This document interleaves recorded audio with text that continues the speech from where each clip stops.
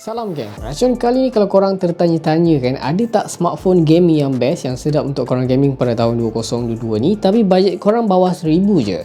Yelah kan, kalau dah nama smartphone yang memang direkah untuk gaming ni, harga dia biasanya memang akan keras sikit lah sebab banyak features, ada trigger, RGB, high performance kan. So ada ke? Actually memang ada, dengan syarat kan smartphone gaming tu bukan barulah kena cari yang second, model lama-lama. Tapi even model lama masih power tau, masih ada power lagi. So cari dekat mudah dekat Facebook Marketplace, saya jumpalah beberapa model dari brand terkemuka yang tak asing lagi. Kita ada Razer, Black Shark, Asus dan juga Nubia Red Magic. So kalau korang dah ready, jom kita mulakan racun sekarang.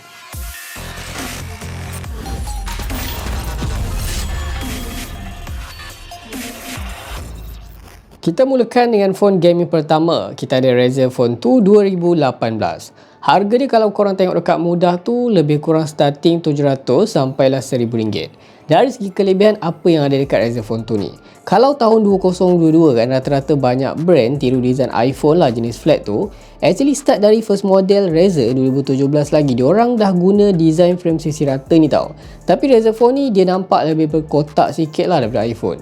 Panel belakang dia dari kaca, so bila pegang tu memang sedap lah, untuk pegang time gaming pun sedap. Dan yang bagusnya dia support IP68. Standard phone gaming, lampu RGB ikonik tu mesti ada dekat belakang. Of course Razer ni pun ada dekat bahagian logo Razer, yang mana korang juga boleh tukar-tukar warna lampu tu tau.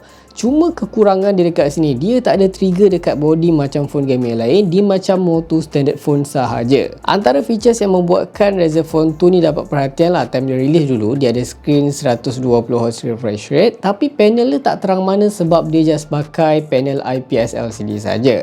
Dia juga ada front facing stereo speaker yang boleh kata agak padulah tune by Dolby Atmos. Ada vapor chamber cooling system dan dikuasakan dengan Snapdragon 845, which is performance dia masih sedap lagi tau. PUBG even refresh rate tinggi tapi grafik korang memang tak dapat 90fps, max hanya 60fps saja.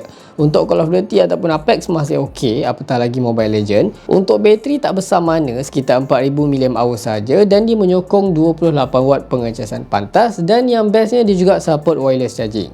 Kalau part yang kurang pula pasal Razer Phone 2 ni, first kali dia tak ada audio jack. Kedua, software support dia tu memang agak kurang. Dia start dekat Android 9 je.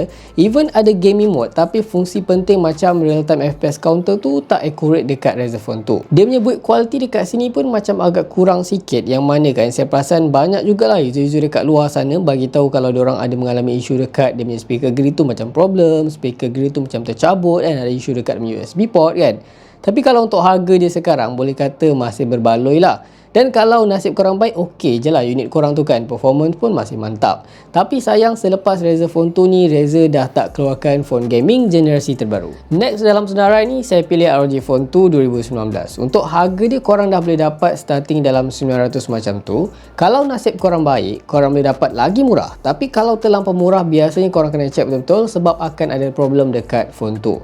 Kalau compare dengan Razer, banyak extra features yang korang boleh dapat dekat ROG Phone 2 since ini model keluaran 2019.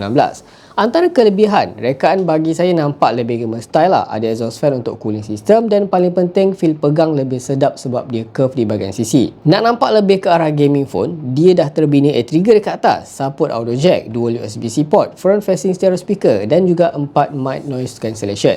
Yang paling penting dia juga ada RGB dekat logo, yang mana korang boleh ubah warna lampu dekat bahagian setting. Dia punya refresh rate tu boleh kata sama macam Razer tu, 120Hz, tapi pengalaman bila korang guna lebih sedap sebab dia pakai panel AMOLED. Untuk performance tak dinafikan kalau Snapdragon 855 Plus yang dikuasakan dekat phone ni masih ada tenaga lagi untuk korang main game-game heavy kan, macam PUBG pun support 90fps, Apex Legends, Genshin memang boleh kata still perform. Part bateri memang Asus ni senang-senang je lah win. Sampai sekarang tak ada lagi gaming phone lain yang boleh challenge 6000 mAh. Yang mana phone ni juga dilengkapi dengan sistem pengecasan 30W hypercharge. Untuk kamera korang dapat dual camera setup. Kalau korang tanya pasal quality kan, saya perasan ROG Phone 2 ni kualiti kamera tu lebih ok sikit lah. Tapi biasanya kan gamer ni 10% je lah yang pentingkan kamera kalau beli phone gaming. Betul ke tidak? Untuk software pula Asus menjanjikan 2 tahun sajalah software update kalau tak silap. Tapi yang bestnya kan, features gaming ada dekat dalam Armoury Crate ni memang banyak lah. Sangat-sangat memudahkan ketika kita tengah gaming. Ok, untuk kelebihan kita dah tahu. Agaknya apa kekurangan yang ada dekat phone ni? Biasanya antara isu terbesar yang saya perasan, yang saya tengok user yang pakai ROG Phone 2 ni kena,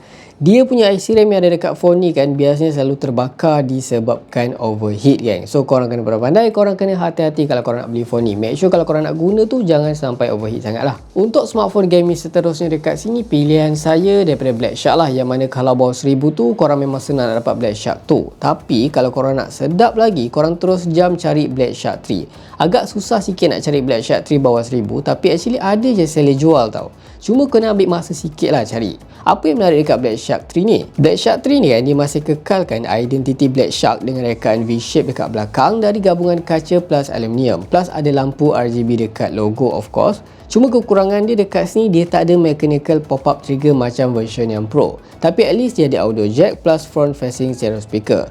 Bonus, ada juga dedicated button untuk korang masuk ke dalam Shark Space. Skrin dia pun jenis bezel-less dengan bezel yang minimum. Dia pakai panel AMOLED, 90Hz refresh rate dan 270 touch period lah, yang membuatkan respon touch bila korang tekan skrin tu memang sangat-sangat responsif. Antara gaming phone yang kita review tadi kan, Black Shark 3 ni boleh kata lebih berkuasa sebab dikuasakan dengan chip Snapdragon 865. Gaming pun boleh kata masih relevan lagi. PUBG pun support 90fps, Call of Duty Mobile dapat max setting, Genshin plus Apex Legends pun memang tak ada hal boleh main dengan puas-puasnya lah geng.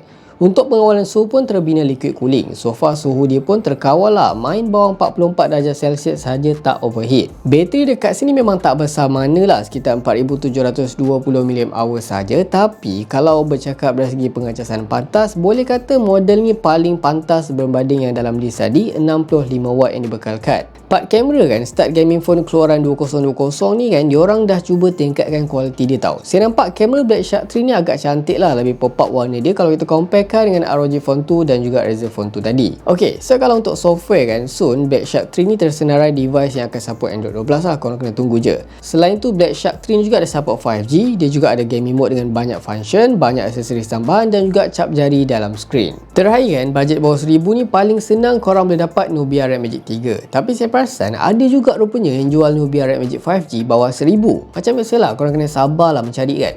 Untuk Red Magic 3 ni keluaran 2019, manakala Red Magic 5G 2022. Kalau dari perbezaan tu memang tak banyak sangat lah, just dekat refresh rate, dia punya chip, kamera, bateri dan juga pengecasan.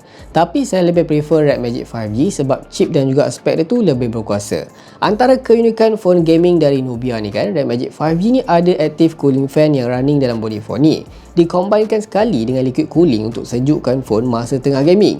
That's why korang akan nampak ada lubang grill dekat sisi phone untuk angin keluar masuk. Selain tu kan, Nubia Red Magic 5G ni juga adalah smartphone pertama yang dibekalkan dengan refresh rate setinggi 144Hz. Tambahan skrin dia juga guna panel AMOLED seluas 6.65 inci. Untuk lebih syok masa gaming, dia juga tertanam shoulder trigger, ada lubang audio jack dan of course speaker jenis stereo. Design dia kan, bagi saya Red Magic 5G ni nampak lebih premium lah dengan bahan dari kaca berbanding previous model dari aluminium. Tapi demi X-shape design tradisi tu dia masih kekalkan. Dia juga tak lupa untuk letak lampu RGB dekat belakang. Untuk kamera dia ada triple camera setup dekat belakang. Tapi kalau kualiti kamera tu saya lebih prefer Black Shark 3 punya kualiti lah. Dia juga support dekat sini kan 5G, ada bateri 4500 mAh dengan pengecasan pantas 55W. Kalau dari segi kekurangan tu saya nampak lebih dekat dia punya software support lah, yang mana kan kalau global biasanya akan ada features yang boleh kata terhad lah berbanding China set, dan saya perasan China set ni lebih cepat update berbanding global. Dan satu lagi berita sedih dekat sini, tak silap saya, Red Magic 5G ni memang dah tak support Android 12. So okay, rasanya sampai sini dulu video kita kali ni. So dalam senarai tadi kan, mana satu smartphone gaming pilihan korang? Korang boleh pilih mengikut korang punya cita rasa, mengikut korang punya budget jugalah kan.